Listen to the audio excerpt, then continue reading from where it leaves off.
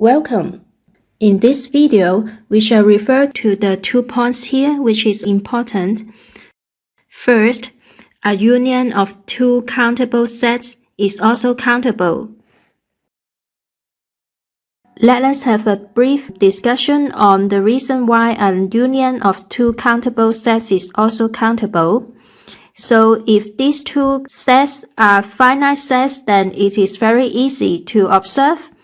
And if one of them is a finite set and one of them is countably infinite, then it is also easy because we can first count those elements in the finite set, and then next we start counting the elements in the countably infinite set. Then there will still be a sequence that you can assign all the elements in the union of A and B, and then there will be a bijection between the union of A and B and the set of natural numbers. Then if these 2 sets are countably infinite, then we can think of it as having 2 sets A and B, and because they are countable, so we can treat that each of the elements in each of the sets has been assigned to a certain term in the sequence, namely the sequence AN and also the sequence BN. Then we can list all the elements from the set A horizontally in the first row, and the elements from the second set B, we can list it in the second row. By counting diagonally, then we manage to count all the elements from A and B without repetition and without omission. Therefore, the union of A and B is countable. There may be some of the elements from set A or set B which are common, but if we remove all those elements which are common, then the result, which is the union of A and B, is also countable set. For example, we can make use of this to show that the set of integers Z is a countable set. First of all, we notice that the set of natural numbers is countable. Next, we notice that the set of negative integers is also countable. The reason is that we can form a sequence AN where n starts from 1 to infinity, with each term defined by negative n. Then each element in this set A appears in this sequence with no repetition and no omission.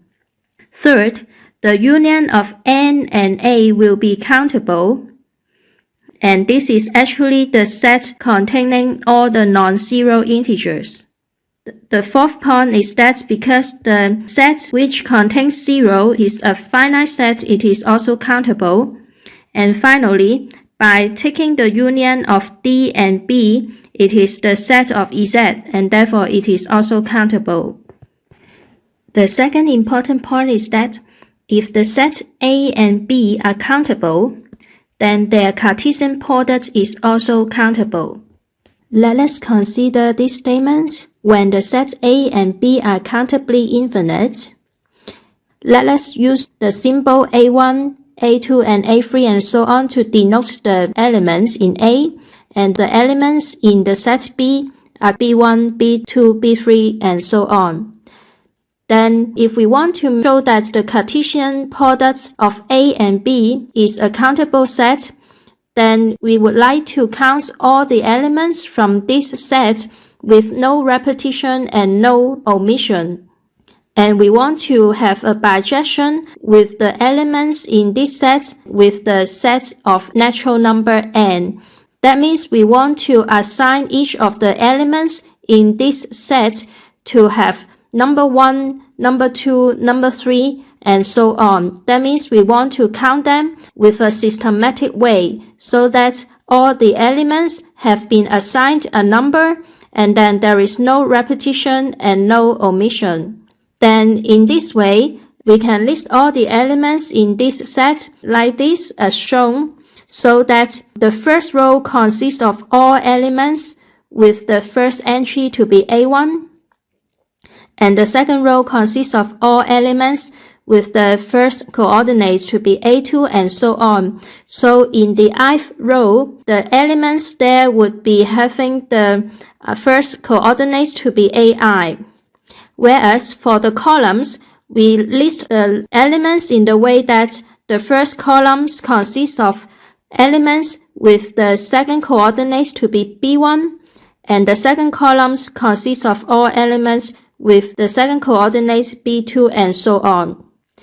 Then after that, we can start counting or give an order to our elements by having a diagonal rule. So basically, we start by counting diagonally that the first element is the one which is at the left-hand corner. So this is the first term in our new sequence. And then after that, we have finished this diagonal, which is having only one entry. Next, we proceed to another diagonal, which is the second diagonal here. So there are two elements here, and the first one is A2B1, and the second one here is the A1B2. They are the second term of the new sequence and the third term of the new sequence respectively. After finishing the second diagonal, we proceed to the third diagonal, which is the one below it. So there are three elements here, and we assign this to be the fourth element, fifth element, and sixth elements, corresponding to the fourth, fifth, and sixth terms in the new sequence. We continue tracing all these elements and counting all these elements in the diagonals below it. Then in this way, we manage to count all the elements in this new set, and each of them are counted once, and then we will not omit any of them. Therefore, we succeed in assigning each of the elements to be the term of a new sequence. And therefore, we found that this new set, which is the Cartesian products of A and B, is also countable.